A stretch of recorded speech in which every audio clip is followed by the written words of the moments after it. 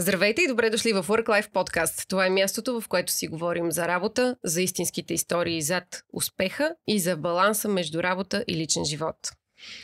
Аз съм Кристияна Сукари, това е Петя Григорова, с която така решихме заедно да поканим един много специален гост, Елияна. Тя е успешен финансов директор в една от най-бързо развиващите се IT компании в България и освен това е доста страстен пътешественик. Ели, благодарим ти, че си тук днес. Искаме така да започнем с един въпрос, който е, тъй като ти в момента си доста успешна в своята кариера, но как започна всичко? Първо, здравейте, дами, много ви благодаря за поканата. Да започнем с отговора на първи въпрос. Как започна всичко? Мисля, че започна откакто бях малко момиченце, наистина. Винаги съм имала, как да кажа, афинитет към работата с пари. Малка. Нали знаете как родителите ви дават седмични парички или парички за ден и вие си разпределяте как да си ги харчите. Аз моите си ги спестявах в една касичка и си ги броях в края на седмицата колко си имам, как да си ги изхарча и си планирах как да си ги изхарча. Тоест, как да кажа, развила съм това чувство за работа с финанси и с пари още от съвсем малка. И моите родители до ден днешен много, така като си спомняме за миналото и ми разказват една история, как съм им задала въпрос. Аз, ако искам да стана директор, какво трябва да уча? Тъй като баща ми е директор на една фабрика в родния ми град и аз така имам пример от съвсем малка, какво е да управляваш бизнес, да управляваш финанси, да взимаш така важни и трудни решения и мисля, че оттам е тръгнало моето желание. Да. Добре, ти спомена баща ти. Колко е важно в този случай ти да виждаш от начало лидерството и това, което искаш да правиш? И може ли без това? Предполагам, че може и без това. Бих казала, че всеки човек има своя път. Според мен има хора, които могат и без това. Има хора, които до голяма степен им е по-лесно, ако имат някакъв пример. Било то добър или лош пример, защото ти можеш да се учиш както от добрия пример, така можеш да се учиш и от лошия пример. Тъй, че за мен бих казала, че винаги е добре да имаш някакъв не като ментор, но някой, който да виждаш отстрани, да наблюдаваш и да си взимаш своите уроци. И до голяма степен важното е тези уроци да си ги пречупиш през твоята си призма и да си кажеш, да, това ми харесва, ще си го взема, или не, това не ми харесва, няма да го взема. Да. Добре, има ли нещо, което, да кажем, ако се върнем в началото на кариерата ти, би направила по някакъв различен начин? Не бих казала. Мисля, че на този етап от живота ми няма нещо, за което съжалявам как съм го направила, за което съм много благодарна и наистина според мен е много важно. Бих казала, че до голяма степен шанса и късмета също са ми изиграли много добра как да кажа, не шега, полза по-скоро. Да. Тъй като аз, както ви казах, винаги съм искала да се занимавам с финанси, т.е. това започнах да уча. Там нямаше много, идвайки от малък град, нямах голям избор какво да правя. Имаш един университет за икономика и финанси, записваш там каквото трябва да учиш и започваш. И вече като тръгвах да завършвам и трябва да се ориентираш какво да започнеш като първата ти работа, първата ми мисъл беше, много ми харесваше в една банка да работя, която имаше така много голям офис на една главна улица в София и това, което най-ме впечатляваше, беше колената им украса и как блести цялата сграда и си казвах, там ще отидеш и ще почнеш да работиш. Да. Тоест, как да кажа, кръгозора ми беше много малък. За мен финансите нямах опита и нямах знанието какви са възможностите и на къде човек може да се развие с тях. И това, което ми помогна и шанса, който всъщност визирам, е един разговор с един приятел, който учеше в чужбина и аз го попитах какво според теб, къде трябва да започна работа според теб и той тогава ми каза, задължително започваш в една от Big Four компаниите. Това е страхотен старт, след това ще се ориентираш какво искаш да правиш. Да. И реално, ако не беше този човек да ми каже, то в някои моменти от живота ти е просто трябва да имаш знанието за нещо, че съществува, защото ти ако не знаеш, че съществува, няма как да го поискаш да го направиш. Така че аз го засяках на едно летище преди няколко години и му казах благодаря ти за този съвет, който ми даде, тъй като първата крачка в една кариера е много важна. Така е, със сигурност. Няма как да не те попитам, щеш ли да е различен пътят ти, ако беше мъж? И имаш ли наблюдения между това как една жена се развива в кариерата и как един мъж се развива в кариерата? Мога да говоря само от личния ми опит. Най-вероятно да, най-вероятно ще да е различен. Пътят на една жена, според мен, в кариерата, специално на финанси, е така нетрадиционен, може би до голяма степен, тъй като финансите аз ги възприемам като доста мъжка професия, имаща доста мъжка енергия. Но пък това, от гледна точка на това, че аз съм жена, според мен мога да донеса на професията и на това как аз упражнявам тази професия много личностни качества, които една жена има, които пък мъжете няма как да придобият. И това от гледна точка на управлението, дори на екипа, с който работиш, тъй като това, предполагам, че вие много добре знаете, е много важно нещо. Управлението на екипа може да го пречупиш през твоята си женска призма и това да ти се отплати в твоята кариера. И също така, не би ги нарекла женски тактики и хитрини, а по-скоро наистина как жените решават даден проблем, как взимат различни гледни точки, как са по-емпатични, как взимат, как да кажа, те не гледат чисто прагматично на въпроса, а взимат много различни гледни точки. И аз мисля, че точно тези неща много са ми помогнали в моята кариера и това как съм израснала. Да, това е много вярно. Между другото, че жените са доста по-емпатични преди да вземат някакво решение.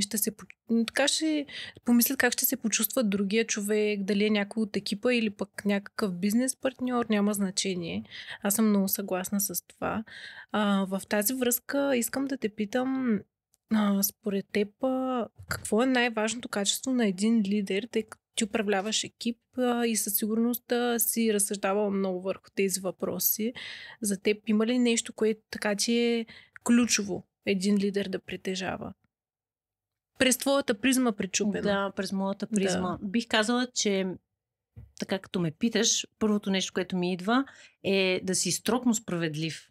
Според мен един лидер, за да бъде добър лидер, той трябва да взима справедливи решения, което значи да взима цялостната картинка, да взима всичките гледни точки, да изслуша всички страни и да вземе решението, което е най-добро за организацията като цяло, да речем, ако говорим от гледна точка на управлението на една компания. Да, абсолютно. Сигурност. Говорим за работа и пак за работа. Кога се губи баланса между работата и личния живот?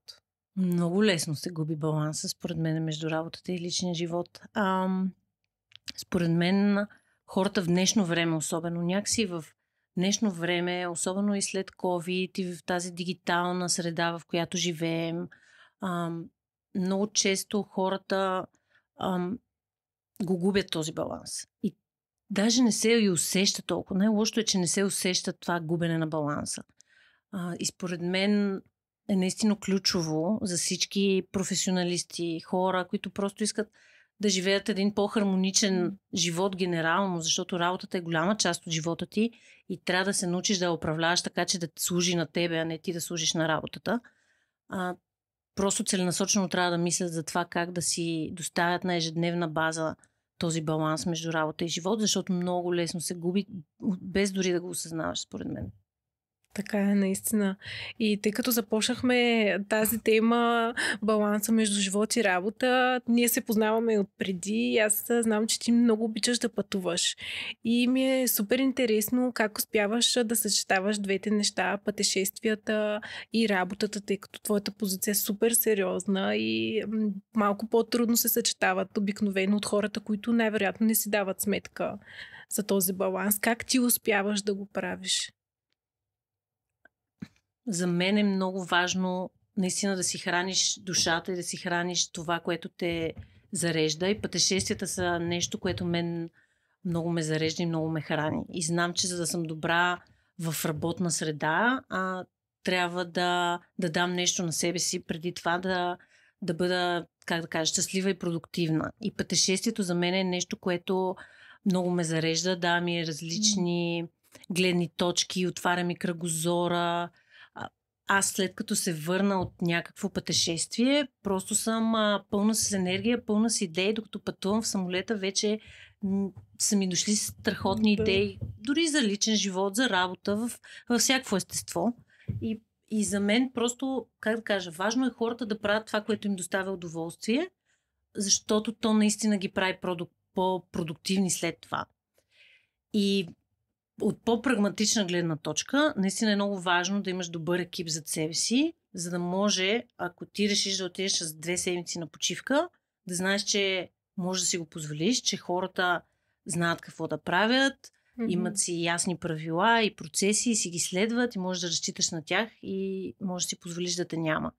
Тъй като до голяма степен има много хора, които казват: аз знам, че ако ме няма 3 дни в офиса и след това по-добре да не съм излизал.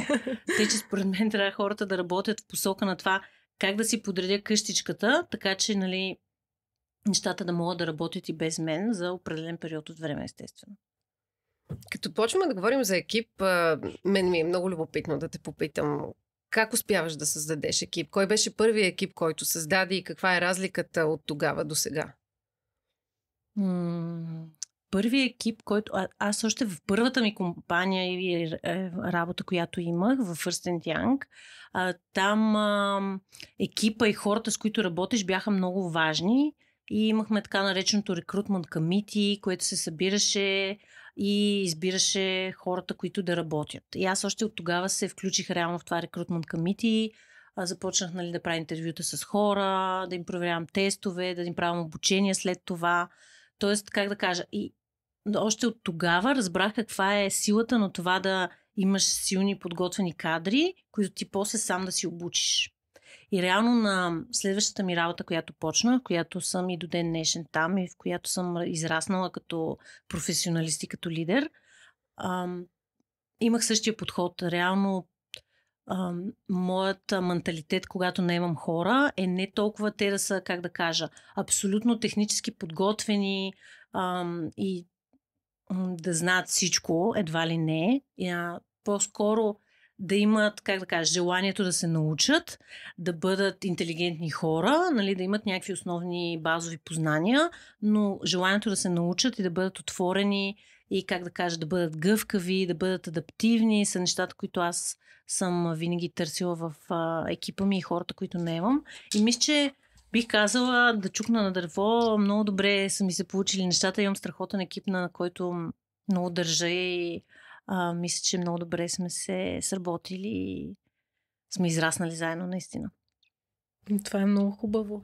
Ели, ако някой сега започва кариера като финансист, има ли нещо, както теб са те посъветвали, което ти пък би върнала този жест на някой друг? Те първа стартираш, да кажем, започваш стаж като финансист, може би 3-та година студент. Какво би му казала, за да му направиш пътя една идея по-ясен и по-лек? Интересен въпрос. Мисля, че съвета, който на мен ми даваха, все още е релевантен. Мисля, че започвайки от някои от Big Four компаниите, които са всъщност 4 най-големи аудиторски компании в бранша, които, аудитирайки финансови отчети на компании, ти придобиваш много голям опит, видимост върху различни пазари, върху различни практики, как се прави счетоводство, как се правят финанси, кое е важното. Е много, как да кажа, ценен опит, който ти просто е много добър трамплин. Тези компании все още съществуват, тези компании все още работят, тъй че този съвет мисля, че все още седи на преден план. Там по-специфичното е, че, как да кажа, в първите години е доста натоварено от към работа, но аз го възприемах за себе си като една инвестиция, защото знаех какво искам да постигна напред в бъдещето и, нали, че искам да бъде трамплин за нещо по-голямо след това. Но естествено в днешно време мисля, че има и други възможности, които просто съвета ми, за да не бъде толкова конкретен, би бил хората просто да бъдат отворени, да се интересуват, да търсят различни, различни програми, които университетите организират, защото те го правят днешно време много така е разпространено да ги срещат с различни работодатели, има различни... Даже Еразъм програмите, които правят. Да, Еразъм програмите. Аз реално не съм се включвала на Еразъм, но според мен са страхотни програми. Да. Тъй, че по-скоро наистина обобщаващо бих казала да бъдат отворени, да търсят и да задават въпроси и да си говорят с техни приятели и с студенти и може би хора, които, вече са минали по този път. Да. Бе. Един въпрос ме вълнува в случая и при теб. Мотивацията. Как запазваш мотивация през тези години с натовареността? Какво те мотивира да продължаваш напред и съответно какво виждаш в другите, в своя екип дори като мотивация? Как я поддържате? Да, това е, пак интересен въпрос ми задаваш. Мотивацията не мога да кажа, че е нещо, което е постоянно и константно. Както всичко едно друго нещо в живота, то е нагоре, надолу, просто си е едно като вълничка, която си е на различни периоди. Някой път е по-така засилена, някой път малко я губиш, но реално в моментите, да речем, в които я губиш, просто трябва, за мен винаги е било мотивацията да развивам екипа си, никога не ми се е губила. Реално дори да загубя малко мотивация в, оперативните ми задачи, дневните ми задачи, по-рутинните неща, които правя, мотивацията да развивам хората, с които работя и да знам, че мога да ги направя по-добри в това, което правят, винаги е било нещо, което ме, държало като наистина като професионалист и да ходя с удоволствие на работа всеки ден. Да. И тук аз се сещам да те питам, като става въпрос за екип, за лидерство, можеш ли да дадеш пример за някакви големи заблуди за лидерството специално, в които хората вярват все още? Заблуди в лидерството? Да. Нека помисля. По-скоро, не знам дали е заблуда, но за мен за лидерството най-важното е моята истина за лидерството, за заблуда не съм сигурна, но моята истина за лидерството е как според мен всеки трябва да бъде автентичен и да действа по неговия собствен начин. Не да гледа как другите хора действат, защото всички хора са различни и нещо, което работи за мен, за теб няма да работи и обратното. Да. И просто всеки трябва да погледне наистина коя е истината за него и да действа спрямо това. Тоест автентичността е много важно нещо. И другото нещо е принципа на lead by example за мен винаги е бил много важен. Не можеш ти да искаш нещо от хората, с които работиш, а пък ти да не го правиш или да не го изповядваш или просто трябва да, за мен винаги да давам пример първо и след това, бидейки пример, хората да се учат от това, което аз правя, е по-добрия модел, отколкото ти трябва да правиш това и това, защото аз така мисля, че е правилно. Да. Между това за всяко нещо в живота се отнася. Да, даже повечето неща, които разказваш, аз ги свързвам и за други аспекти от живота и наистина много актуално отговаряш.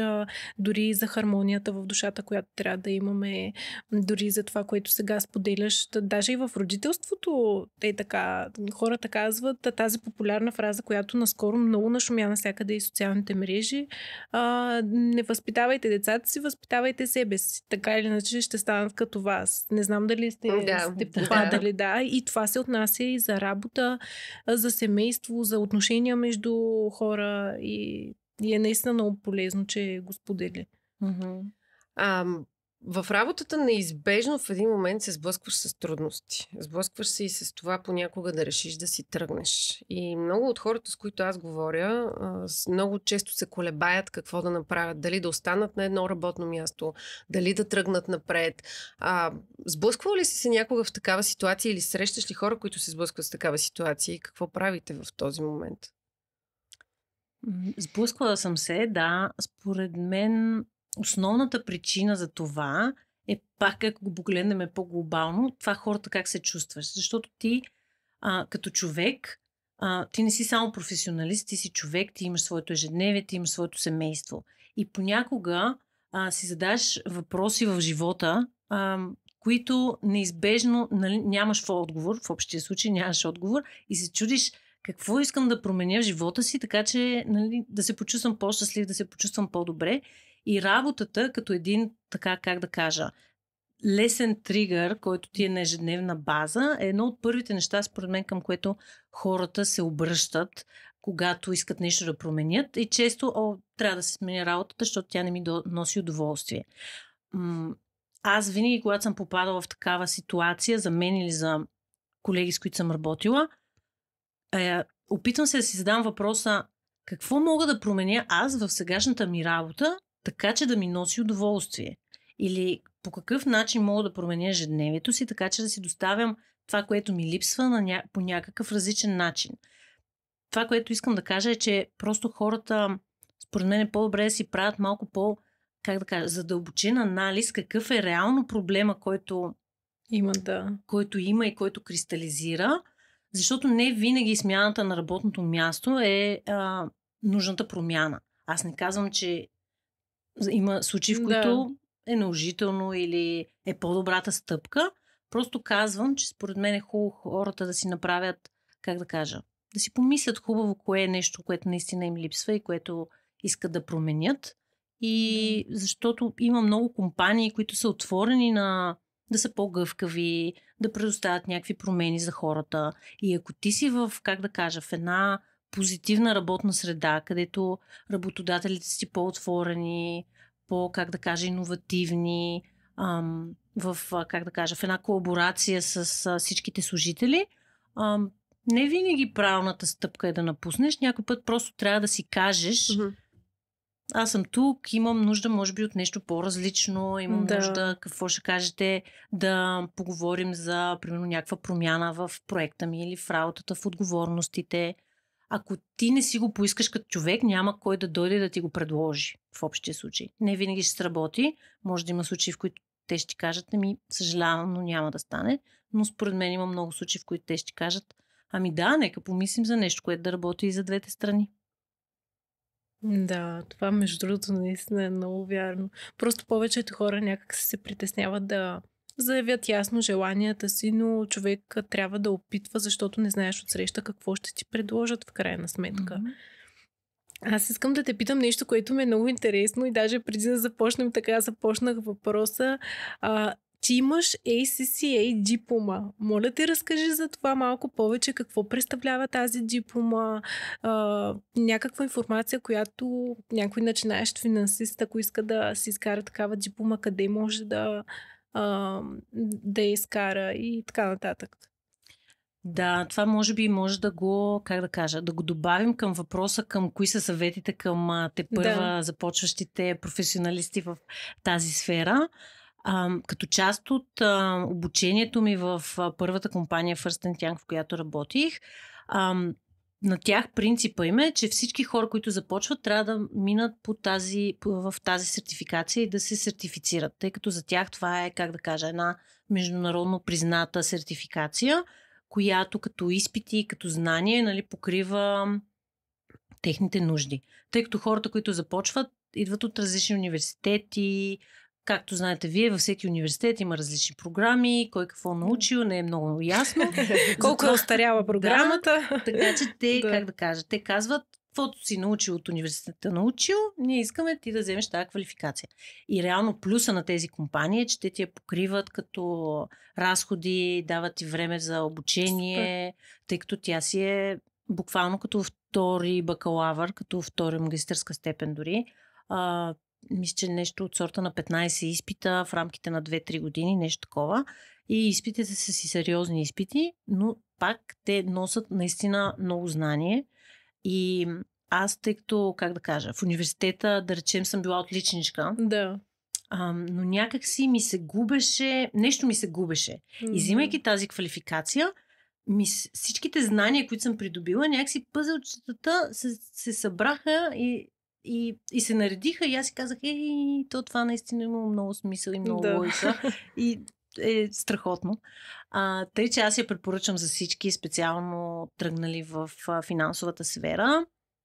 Мисля, че има и други работодатели в днешно време, които я предоставят като част от пакета им бенефити.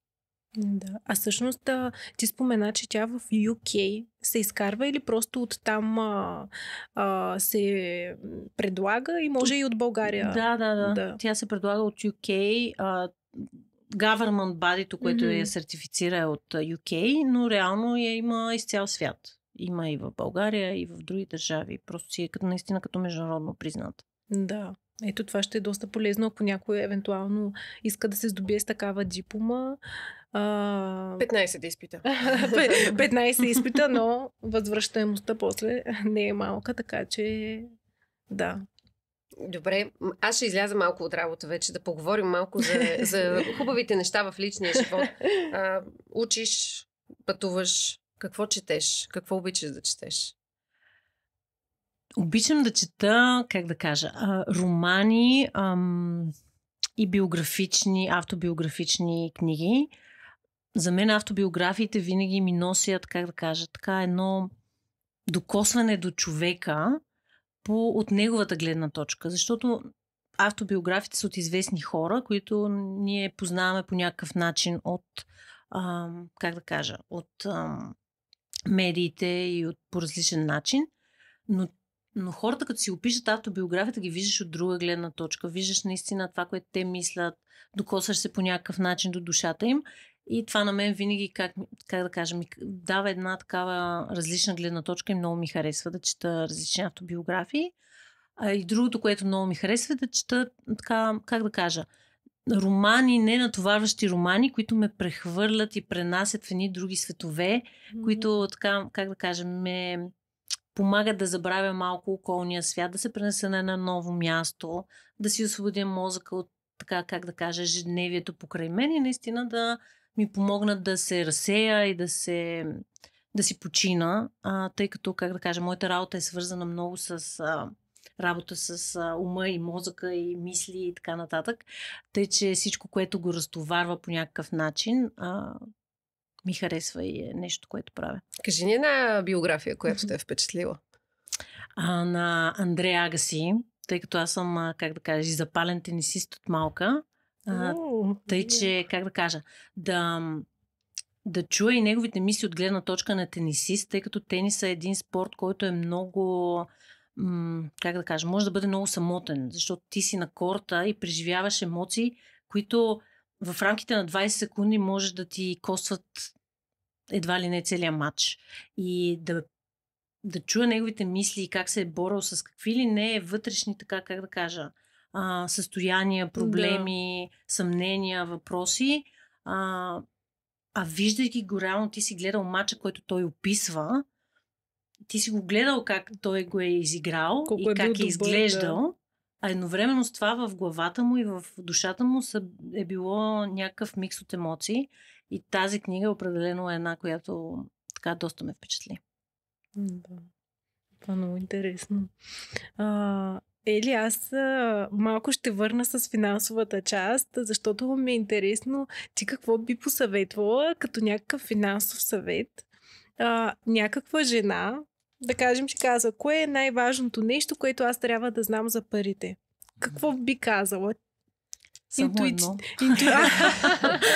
Интуитивно какво ти идва да кажеш на тази жена, която ти задава такъв въпрос?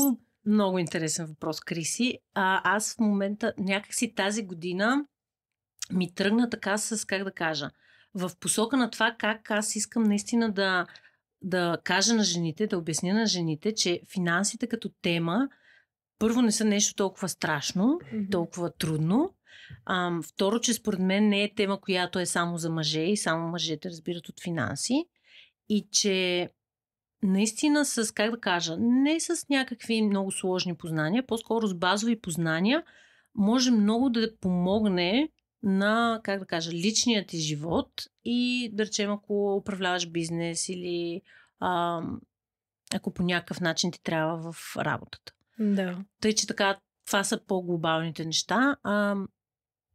Иначе от по-прагматична гледна точка, може би според мен всяка една жена може, ако иска да тръгне да тръгне в тази посока, според мен е хубаво да почне от това да си следи разходите, да знае за какво харчи, да си има някакъв базов бюджет. Да. Просто да има ясната идея за какво и отиват парите. Да. Защото ние си мислим според мен до голяма степен, че имаме някаква яснота или си казваме, нали ми стигат парите, но реално като почнеш да го следиш до някаква степен, дори само за един месец, да речем, нали, тук не искаме някакви големи цели да постигаме, искаме за един месец да си проследим разходите. Някой път излизат много интересни неща, които хората не са подозирали. Така е, да. А добре, за жените сподели какво би казала. Интересно ми е какво би посъветвала CEO, някакво CEO в компания, най-добрия финансов съвет, който ти хрумва така интуитивно веднага. Да използва цифрите, т.е. да се учи да чете числата и да ги използва от гледна точка на това да управлява компанията.